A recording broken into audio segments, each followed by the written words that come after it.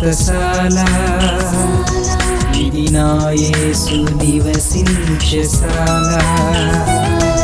అపోస్తుల కార్యములు 2వ అధ్యాయం 37వ వచనం. వారు ఈ మాట విని హృదయములో నొచ్చుకొని, సహోదరులారా మేమేమి చేతుమని పేతురును కడమ అపోస్తులను అడుగగా, పేతురు మీరు మారు మనసు పొంది పాప క్షమాపణ నిమిత్తం ప్రతివాడు యేసుక్రీస్తు నామమున బాప్తిసం పొందుడి, అప్పుడు మీరు పరిశుద్ధాత్మను వరమును పొందుదురు అని భక్తుడైనటువంటి పేతురు దేవుని గుర్చినటువంటి వార్త, సిలువను గుర్చినటువంటి వార్త చెప్పేసరికి అనేకులు ఏం చేయబడ్డారంట? పై వచ్చిన మనం చదువుకుంటే విని హృదయములో నొచ్చుకొని అని వ్రాయబడింది. నొచ్చుకొని అనే మాట కింద మనం చదివితే పుట్నోట్లో పొడవబడి, దేవుని యొక్క మాట వినగానే మీ హృదయములు పొడవబడినంత గాయమవుతాయి, నొచ్చుకున్నంత గాయమవుతాయి. ఎప్పుడైతే మీ హృదయం నొచ్చుకున్నదో తక్షణమే మీరు దేవుని ఎదుట పశ్చాత్తాపడాలి. ప్రియులారా, దేవా నా ఆలోచన విధానం వేరు, నా తలంపు వేరు, నా చూపు వేరు, నా మాట వేరు, నా నడక వేరు, నా క్రియలు వేరుగా ఉన్నాయి, దయతో క్షమించు అని దేవుని ఎదుట మనం క్షమాపణ కోరుకునే వారంగా ఉండాలని దేవుడు కోరుకుంటున్నాడు. అందుకే భక్తుడైనటువంటి పేతురు సత్యస్వార్త ప్రకటించిన తర్వాత జరిగినటువంటి కార్యం చూడండి. కింద మాట చదువుకుందాం. 41వ వచనం. కాబట్టి అతని వాక్యం అంగీకరించిన వారు బాప్తిసం పొందిరి. ఆ దినమందు ఇంచుమించు 3000 మంది చేర్చబడిరి. భక్తుడైనటువంటి పేతురు సత్య సువార్త ప్రకటించిన తర్వాత ఎంతమంది చేర్చబడారంట? 3000 మంది మారు మనసు పొంది బాప్తిసం పుచ్చుకొని సంఘములో చేర్చబడ్డారంట. దేవునికి స్తోత్రములు కలుగునుగాక, దేవునికి మహిమ కలుగునుగాక. దేవుని సన్నిధిలో చేరినటువంటి దేవుని బిడ్డలమైన మనం అనేకుల్ని చేర్చేవారముగా ఉండాలి. దేవుని సన్నిధిలోనికి అనేకుల్ని చేర్చేవారముగా, అనేకుల్ని త్రిప్పేవారముగా ఉండాలని పరిశుద్ధాత్మ దేవుడు కోరుకుంటూ ఉన్నాడు.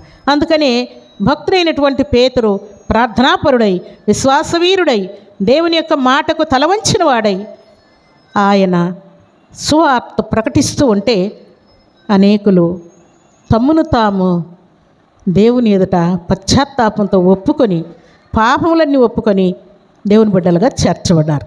ప్రభు సన్నిధిలో చేరినటువంటి మన జీవితాల్లో కూడా ఇలాంటి పరిస్థితులు ఎన్నో వస్తూ ఉంటాయి. కానీ వచ్చినా కూడా, సమయం వచ్చినా కూడా, సందర్భం వచ్చినా కూడా ప్రార్థన చేసుకుందాం రండి అని కానీ, మందిరానికి వెళ్దాం రండి అని కానీ, బాప్తిసం తీసుకోండి అని కానీ, దేవుని యొక్క శరీరాన్ని రక్తాన్ని పుచ్చుకోండి అని కానీ అస్సలు మీరు పలకకుండా ఉన్నారనుకోండి, ఒకవేళ మీరు పలికితే దేవుడు కార్యం చేస్తాడేమో.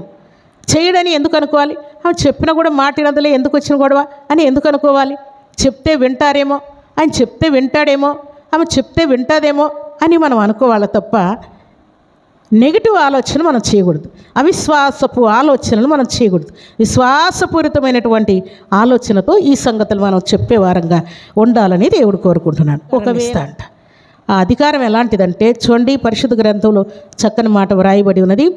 దానియేలు గ్రంథం 12వ అధ్యాయం 3వ వచనాన్ని చదువుకుందాం.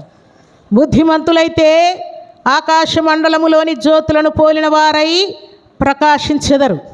నీతి మార్గం అనుసరించి నడుచుకున్నట్లు ఎవరు అనేకులను త్రిప్పుదురో వారు నక్షత్రము వలె నిరంతరము ప్రకాశించెదరు.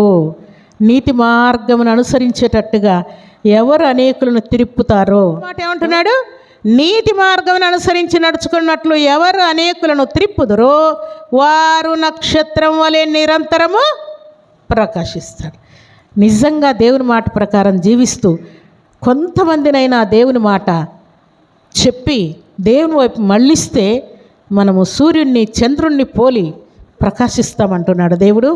అలాగే మీరు నక్షత్రములను పోలిన వారని దేవుడు అంటూ ఉన్నాడు. నిరంతరం మీరు ప్రకాశిస్తారంటూ ఉన్నాడు. దేవుని సన్నిధిలో చేరినటువంటి దేవుని బిడ్డలమైన మనం అందరం కూడా ఈ మాట జ్ఞాపకం చేసుకుంటే మనం ఏమై ఉండాలని కోరుకుంటున్నాం? నిరంతరము ప్రకాశించే వారంగా ఉండాలి. మనం ప్రకాశిస్తూ ఉంటే ఈ ప్రకాశం ఊరకుండదు. చీకటిలో మీరు బయటకు వచ్చి ఒకసారి ఆకాశం వైపు చూడండి, ఎట్లా కనపడతాయి నక్షత్రాలు? ఎట్లా కనపడతాయి? చాలా తేటగా మిలమిల మెరుస్తూ కనబడుతూ ఉంటాయి కదా.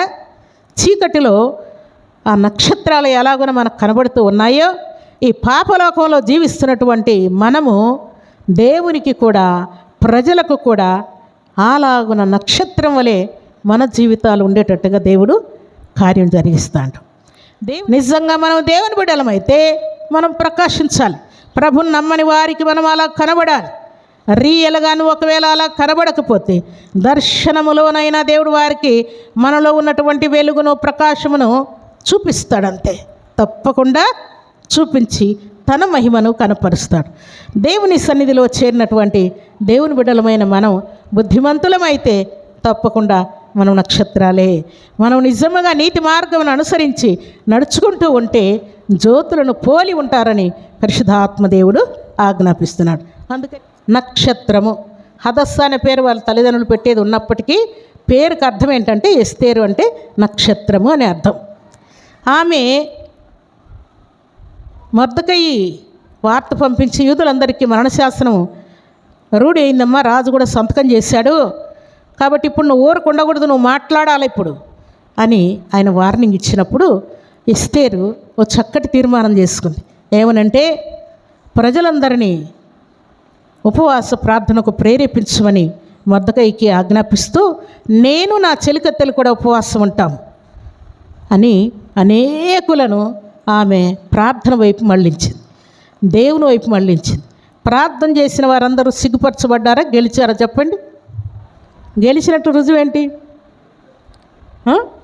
యూదులు బ్రతికించబడ్డమే, యూదులు బ్రతకాలనే కదా వారు ఉపవాస ప్రార్థన చేసింది.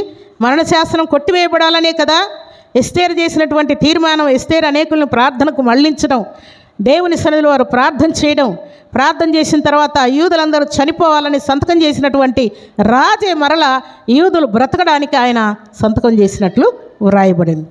దేవుని సన్నిధిలో చేరినటువంటి దేవుని బిడ్డలమైన మనము నక్షత్రాలైతే ప్రార్థనకు నడిపించాలి, సన్నిధికి నడిపించాలి, మారుమనసుకు నడిపించాలి, ప్రభు వైపు మళ్ళించే వారంగా, బాప్తిసానికి మళ్ళించే వారముగా, యథార్థమైన జీవితము జీవించడానికి, దేవుని సన్నిధిలో సాక్ష్యం పలకడానికి, అర్పణివ్వడానికి, నీతిగా జీవించడానికి, స్థిరమైన మనసు కలిగి జీవించడానికి నడిపించే వారంగా మనం ఉండాలి.